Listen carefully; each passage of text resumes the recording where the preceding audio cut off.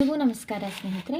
ಇವತ್ತು ನಾನು ಧನುರ್ಮಾಸದಲ್ಲಿ ಪೂಜೆ ಮಾಡುವಂಥ ಅರಳಿಕಟ್ಟೆ ಅಥವಾ ನಮ್ಮ ಮನೆ ಹತ್ರ ಇರುವಂಥ ಅಶ್ವತ್ಥಕಟ್ಟೆ, ನಾಗರಕಟ್ಟೆಗೆ ಹೋಗಿ ಧನುರ್ಮಾಸದಲ್ಲಿ ನಾವು ಬೆಳಗ್ಗೆನೇ ಪೂಜೆಯನ್ನು ಮಾಡಬೇಕಾಗುತ್ತೆ. ಆ ಸಂದರ್ಭದಲ್ಲಿ ಯಾವೆಲ್ಲ ವಸ್ತುಗಳನ್ನ ಮುಖ್ಯವಾಗಿ ನಾವು ಅಶ್ವತ್ಥಕಟ್ಟೆ ಪೂಜೆ ಮಾಡೋದಕ್ಕೆ ತೊಗೊಂಡು ಹೋಗ್ಬೇಕು ಅನ್ನೋದನ್ನು ಇವತ್ತಿನ ವಿಡಿಯೋದಲ್ಲಿ ತಿಳಿಸ್ಕೊಡ್ತಾ ಇದ್ದೀನಿ. ವಿಡಿಯೋನ ಪೂರ್ತಿಯಾಗಿ ನೋಡಿ. ಇಷ್ಟ ಆದರೆ ಒಂದು ಲೈಕ್ ಮಾಡೋದನ್ನು ಮರಿಬೇಡಿ ಸ್ನೇಹಿತರೆ. ಮೊದಲಿಗೆ ನಮಗೆ ಧನುರ್ಮಾಸದಲ್ಲಿ ನಾವು ಬ್ರಾಹ್ಮಿ ಮುಹೂರ್ತದಲ್ಲಿ ಪೂಜೆ ಮಾಡ್ತೀವಿ. ಹಾಗಾಗಿ ಮುಂಚೆನೇ ನಾವು ಎಲ್ಲ ವಸ್ತುಗಳನ್ನ ಜೋಡಿಸಿ ಒಂದು ಬ್ಯಾಗಲ್ಲಿ ಅಥವಾ ಒಂದು ದೊಡ್ಡ ತಟ್ಟೆಯಲ್ಲಿ ಅಥವಾ ನಿಮ್ಮ ಮನೆಯಲ್ಲಿ ದೇವರ ಬುಟ್ಟಿ ಅಂತ ಇರುತ್ತಲ್ಲ, ಅದರಲ್ಲಿ ಎಲ್ಲ ಜೋಡಿಸಿ ಇಟ್ಕೊಂಡ್ಬಿಟ್ರೆ ನಮಗೆ ಬೆಳಗ್ಗೆ ಹೋಗಿ ಪೂಜೆ ಮಾಡೋದಕ್ಕೆ ತುಂಬ ಅನುಕೂಲ ಆಗುತ್ತೆ. ಹಾಗಾಗಿ ಇವತ್ತು ನಾನು ಯಾವ ರೀತಿಯಾಗಿ ಎಲ್ಲ ಜೋಡಿಸ್ಕೊಂಡು ಇಟ್ಟಿರ್ತೀನಿ ಅನ್ನೋದನ್ನು ತೋರಿಸ್ತಾ ಇದ್ದೀನಿ. ನಾನು ಮೊದಲಿಗೆ ಇಲ್ಲಿ ಅರಿಶಿನ ಮತ್ತು ಕುಂಕುಮ ಜೋಡಿಸಿ ಇಟ್ಕೊಂಡಿದ್ದೀನಿ. ಹಾಗೆ ತುಪ್ಪದ ಬತ್ತಿ, 2 ಮಣ್ಣಿನ ದೀಪಗಳು, ಇದಕ್ಕೆ ನಾನು ಪೇಂಟ್ ಹಚ್ಚಿದ್ದೀನಿ ಸ್ನೇಹಿತರೆ. ಹಾಗೆ ಅಕ್ಷತೆ ಮತ್ತು ದೀಪಕ್ಕೆ ಬತ್ತಿ ಮತ್ತು ಇದು ಎಳ್ಳೆಣ್ಣೆ, ಹಾಗೆ ಕರ್ಪೂರ ಮತ್ತು ಅಶ್ವತ್ಥ ಗಿಡಗೆ ನಮಗೆ ಅಂಗನೂಲು ಬೇಕಲ್ಲ, ಪ್ರದಕ್ಷಿಣೆ ಹಾಕಿ ಸುತ್ತೋದಕ್ಕೆ ಅಂಗನೂಲು.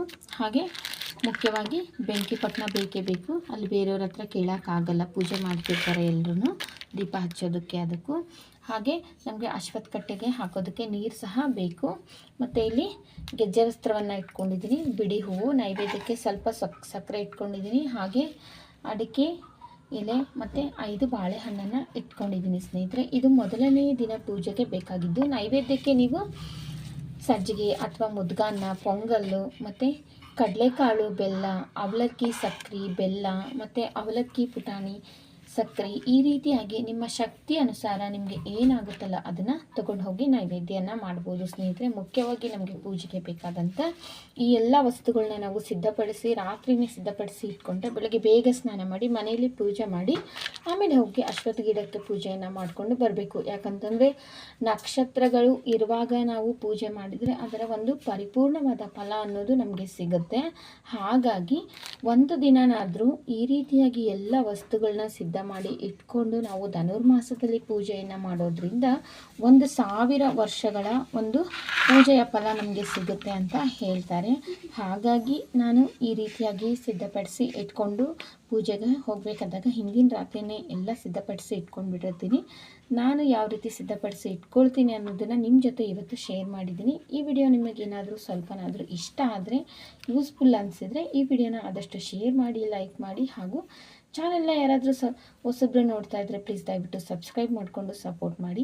ಮತ್ತು ಇನ್ನು ಅಷ್ಟೇ ಅಲ್ಲದೆ ಈ ಒಂದು ನಾವು ಅರಳಿ ಮರದ ಹತ್ರ ದೀಪಗಳನ್ನ ಹಚ್ಚಬೇಕಾದಾಗ ನಾವು ಆದಷ್ಟು ಎಳ್ಳೆಣ್ಣೆನ ತೊಗೊಂಡು ಹೋಗಿ ದೀಪವನ್ನು ಹಚ್ಚೋದು ತುಂಬಾ ಒಳ್ಳೆಯದು.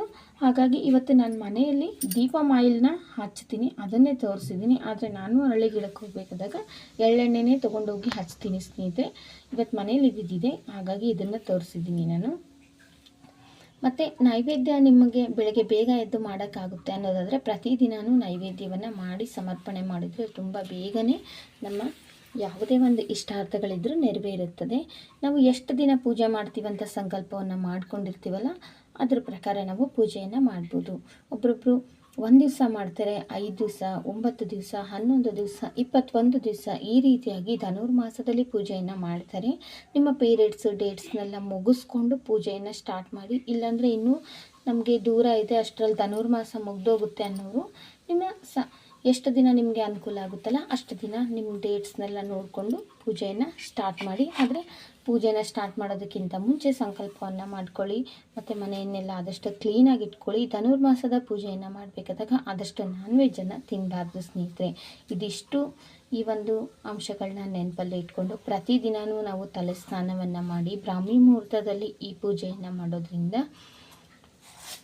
ನಮಗೆ ಶ್ರೀಮನ್ ಲಕ್ಷ್ಮೀನಾರಾಯಣರ ಒಂದು ಸಂಪೂರ್ಣ ಆಶೀರ್ವಾದ ಸಿಗುತ್ತದೆ. ಅಷ್ಟೇ ಅಲ್ಲದೆ ಪುರಾಣ ಕಥೆಗಳ ಪ್ರಕಾರ ಇಂದ್ರದೇವನು ತನ್ನ ದೇವಲೋಕದ ಸಾಮ್ರಾಜ್ಯವನ್ನು ಕಳ್ಕೊಂಡಾಗ ಇಂದ್ರದೇವನು ಧನುರ್ಮಾಸದ ಪೂಜೆಯನ್ನು ವ್ರತವನ್ನು ಮಾಡಿ ಪ್ರತಿದಿನವೂ ಭಗವಂತನಿಗೆ ಹುಗ್ಗಿ ನೈವೇದ್ಯವನ್ನು ಅರ್ಪಿಸಿದ್ದರಿಂದ ತನ್ನ ಸಕಲ ಸಾಮ್ರಾಜ್ಯವನ್ನು ಮರಳಿ ಪಡೆದಿದ್ದಲ್ಲದೆ ಅವನ ಹೆಂಡತಿಯಾದಂಥ ಶುಚಿದೇವಿಯು ಮಹಾಲಕ್ಷ್ಮಿಯನ್ನು 12 ನಾಮಗಳಿಂದ ಸ್ತುತಿಸಿದ್ದರಿಂದ ಕುಬೇರನ ಅನುಗ್ರಹದಿಂದ ಸಕಲ ಐಶ್ವರ್ಯ ಸಂಪತ್ತು ಅನ್ನೋದು ಅವರಿಗೆ ಲಭಿಸುತ್ತಂತೆ ಸ್ನೇಹಿತರೆ. ಹಾಗಾಗಿ ಈ ಪೂಜೆಗೆ ಇಷ್ಟೊಂದು ಮಹತ್ವ ಇದೆ.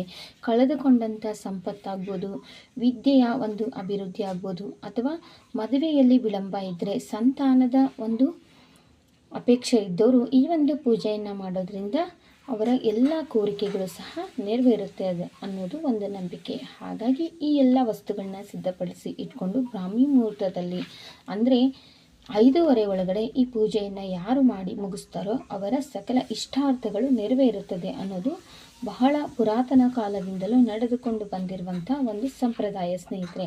ಹಾಗಾಗಿ ನಾನು ಇವತ್ತು ಈ ಎಲ್ಲ ಮಾಹಿತಿಯನ್ನು ನಿಮ್ಮ ಜೊತೆ ಶೇರ್ ಮಾಡ್ಕೊಂಡಿದ್ದೀನಿ. ಇನ್ನೊಂದು ಸತಿ ತೋರಿಸ್ಬಿಡ್ತೀನಿ ನೋಡಿರಿ ಸ್ನೇಹಿತರೆ.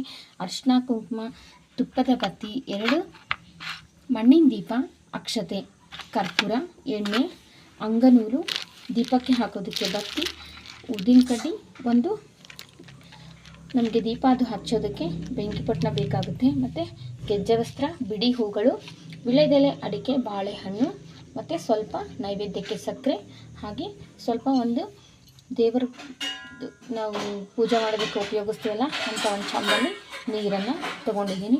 ಇಷ್ಟು ವಸ್ತುಗಳನ್ನ ನಾವು ಸಿದ್ಧಪಡಿಸಿ ಇಟ್ಕೊಳ್ಬೇಕು. ಇನ್ನು ದೀಪಕ್ಕೆ ಹಾಕೋದಕ್ಕೆ ಎಳ್ಳೆಣ್ಣೆಯನ್ನು ಮರಿಬಾರ್ದು ಸ್ನೇಹಿತರೆ.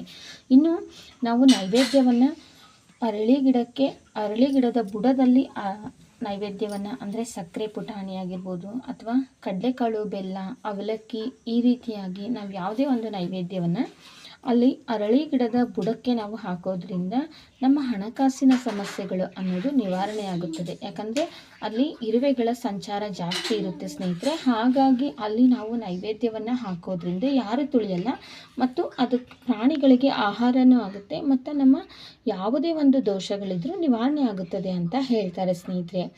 ಹಾಗಾಗಿ ಇವತ್ತು ನನಗೆ ಗೊತ್ತಿರುವಂಥ ಈ ಒಂದು ಮಾಹಿತಿಗಳನ್ನ ಈ ವಿಡಿಯೋದಲ್ಲಿ ಆದಷ್ಟು ಶೇರ್ ಮಾಡ್ಕೊಂಡಿದ್ದೀನಿ. ಈ ವಿಡಿಯೋ ಇಷ್ಟ ಆದರೆ ಲೈಕ್ ಮಾಡಿ, ಹಾಗೂ ಈ ವಿಡಿಯೋನ ಎಲ್ರಿಗೂ ಶೇರ್ ಮಾಡಿ ಸ್ನೇಹಿತರೆ. ಮತ್ತೊಂದು ಒಳ್ಳೆಯ ವಿಡಿಯೋ ಒಂದಿಗೆ ಮತ್ತೆ ಸಿಗ್ತೀನಿ.